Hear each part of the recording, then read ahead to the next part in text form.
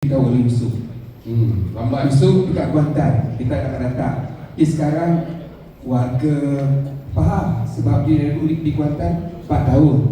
Dia ambil tanah sana, buat rumah kat sana, beristik pun kat sana.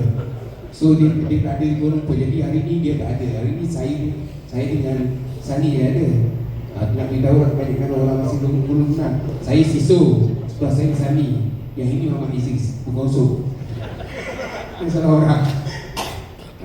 Jadi saya sebagai wakil Kompetensan Kekariban Luasif pada menganjur kerana melibatkan Kompetensan untuk terlibat dalam persembahan nanti.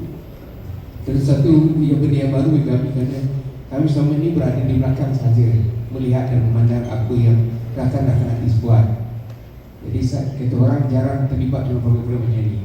Dan andainya dibagi satu kebetulan dan juga satu peluang untuk kami menipu pahala yang mungkin wujud untuk kami dan juga mungkin wujud untuk rakan-rakan di atas pentas ini dan juga kepada rakan-rakan yang perlu kami bantu.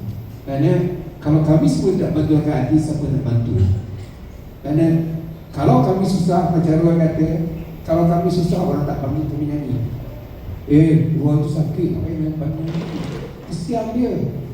Begitulah kebanyakan artis. Isu sakit lah.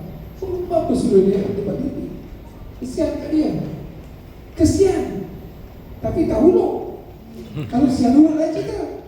Bila panggil buat maknanya hulur. Hulur yang bermaruah. Maknanya kita bagi kerja, you bayar. Panggil Roy nyanyi, you bayar. Kita, kalau kesian kat Roy, panggil dia nyanyi. Dia nyanyi, bayar. Itu maknanya hulur. Kalau kesian kat dia, sampai sudah 3 bulan terlantar, 3 bulan tak sudi. Apa cerita? Rumah kena bayar, anak beli makan kan, meeting kena bayar. Jadi hari ini kita belajar untuk bantu, saling bantu. Dan kepada kaca media, tolonglah bantu untuk promokan program ini supaya meja-meja yang kita jual, alhamdulillah habis. Itu yang paling penting. Kerana jika habis meja, alhamdulillah masa depan artis yang uzur dan tidak daya dapat kita bantu.